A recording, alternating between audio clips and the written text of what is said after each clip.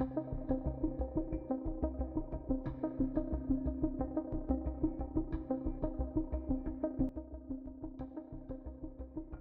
relationship between South Africa and the United States has been shaped by economic ties, political dynamics, and evolving diplomatic strategies.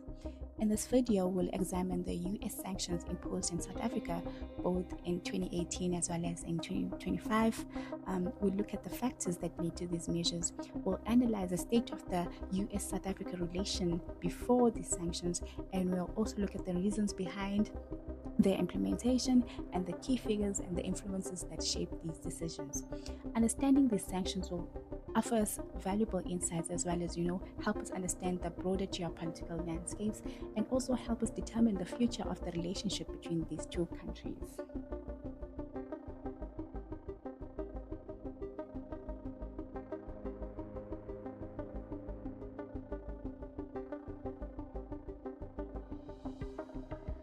Before Trump's administration's actions, South Africa and the United States had maintained a relatively stable diplomatic and economic ties. The relationship between the two nations was largely built on trade, investments, as well as strategic cooperation, even though political differences often, created tension.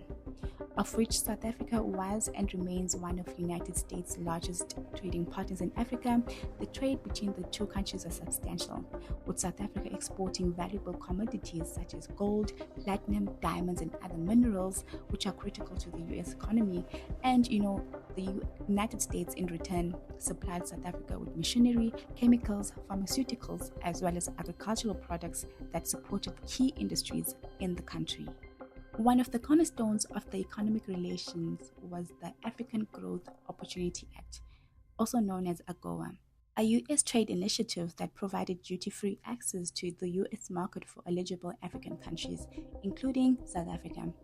AGOA significantly boosted South Africa's exports, particularly in the automotive, wine, as well as textile sectors. American companies such as Ford, General Motors, IBM also maintained strong business interests in South Africa, which further strengthened the economic ties. However, despite the strong economic relations, political tensions between the two nations persisted. The US had long voiced concerns about corruption, governance issues, and policy uncertainties in South Africa. While Washington supported South Africa's transition from apartheid to democracy in the 1990s, the relationship between the two fluctuated due to differing positions on global issues. South Africa, for instance, always maintained a non-aligned stance on geopolitics, often working closely with China, Russia, and other BRICS nations, an approach that did not always align with the US foreign policy objectives. In the years leading up to Trump's administration, diplomatic relations remained cordial, but occasionally strained, with issues such as government inefficiencies, economic mismanagement, and policy shifts, particularly regarding land reform, began raising concerns among US policymakers and investors. As I mentioned on the video, this is not the first time that Mr. Trump had, imposed sanctions on South Africa. In fact, the first sanctions were imposed in 2018 after he had tweeted that he had directed the Secretary of State, Mr. Mike, to investigate South Africa's land reform policies. And this was after lobbying efforts of, organizations such as AfriForum, raising an alarm to these policies. After Trump's 2018 tweet about South Africa's land expropriation policies, there were no broad economic sanctions imposed on the country as a whole. However, the US did take several targeted actions that indirectly impacted the US-South African relations. The first was the targeted sanctions on individuals for corruption and human rights abuse. Rather than directly sanctioning South Africa's government over land expropriation, the Trump administration imposed sanctions on specific South African individuals and entities for being involved in corruptions as well as alleged human rights violations. This was done under two acts, of which the first act is the Global Magnitsky Act.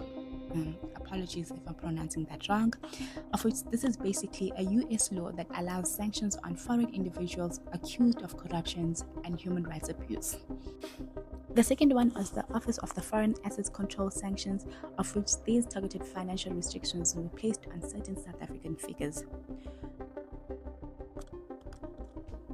One notable example was the sanctioning of the Gupta family, who were basically accused for large-scale corruption and state capture under the former president, Mr. Jacob Zuma. The U.S. Treasury Department froze their U.S. assets and restricted American businesses from dealing with them. The second consequences of the sanctions were implemented in 2018 were the threats to the trade agreement and investment uncertainty. While South Africa remained part of African Growth Opportunity Act, there were concerns that Trump's administration might reconsider South Africa's eligibility. The uncertainty caused by Trump's rhetoric led to concerns amongst investors and businesses trading between the two nations. And lastly, another effect was, the diplomatic and investment fallout.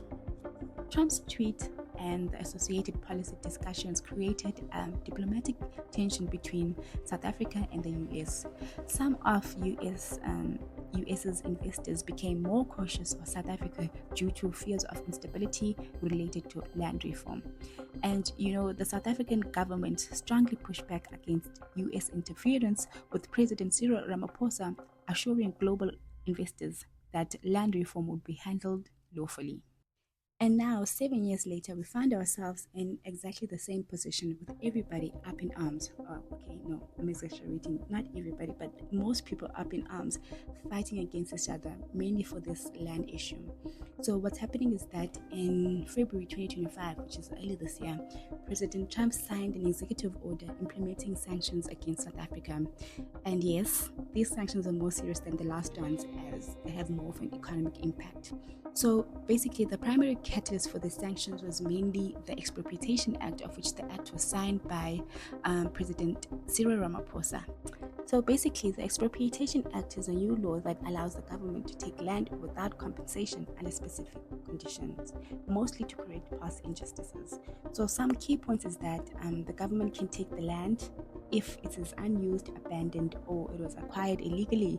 And in other cases, landowners can still receive compensation, of which that will be based on market value as well as historical factors.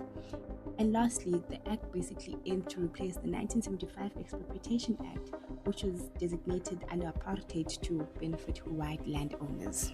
Another reason that could have led the US to implementing sanctions against South Africa could be the ICJ case. So South Africa recently took Israel to the International Court of Justice, of which it accused them for committing genocide in Gaza. This put South Africa in direct opposition to the US, which has always been Israel's strongest ally. And in response to that, pro-Israel groups in Washington, alongside with conservative US politicians, pushed for action against South Africa, of which led to sanctions. And this brings me to the last reasons of which why the sanctions could have been implemented. And this reason is basically the influence of lobbying efforts from groups such as AfriForum, of which AfriForum is basically a South African civil rights organization that advocates for Afrikaner interests. So representatives from AfriForum met with US officials, including those in the Trump administration, basically to express their concerns about the potential impact of the Land Expropriation Act without compensation. Here are the few things that they mainly complained about. So firstly, they wanted South Africa to declare farm murders as a priority crime and to take decisive actions against them. And secondly, they wanted the South African government to revise the Bella Act, the Expropriation Act, and any legislation that, discriminates on the basis of race. And in addition to this, the AfriForum did not act alone. The AfriForum actually worked with Elon Musk, who is a prominent entrepreneur with South African roots, of which this entrepreneur publicly supported the sanctions. Musk was raised in South Africa during the apartheid era, and he is now a member of Trump's inner circle as the head of Department of Government Efficiency, who basically echoed claims portraying Afrikaner farmers as victims of racist murders and suggesting that there was a genocide against them. Now, why would Musk do that, if you ask? I also ask myself the same question.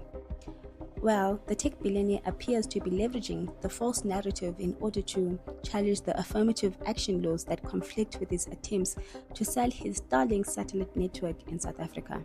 Elon Musk had accused South Africa of openly racist ownership laws as he applied pressure on the government to exempt Starlink from regulations to uplift people of color oppressed by apartheid by requiring major business deals to include black investors.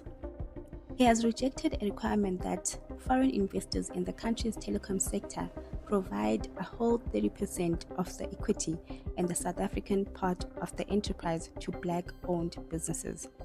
Elon Musk and AfriForum are not the only ones who are in Trump's ear on South Africa.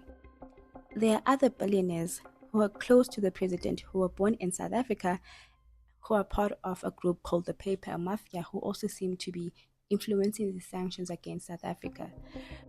So now we can see that there's a possibility that this isn't really about the land, nor is this about the Afrikaners.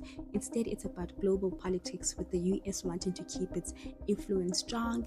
And, with South Africa's recent moves, like South Africa joining the BRICS and the country standing against Israel in the International Court of Justice, and South Africa not necessarily welcoming Elon Musk's stunning expansions, this seems to be shaking things up. So now, I know you're probably asking yourself, okay, what are the results of these sanctions? So basically, the results of the sanctions included the suspension of financial aid. So the US halted all financial assistance to South Africa, which amounted to approximately $450 million in 2024. It also had an impact in terms of the economic measures, the possibility that restrictions are going to be placed on trade and investment, particularly affecting sectors benefiting from the AGOA. And in response to this, the South African government condemned the US sanctions, asserting that the land reform policies were essential for rectifying historical injustices and were being implemented lawfully. President Cyril Ramaphosa emphasized the nation's independence and criticized any external interferences.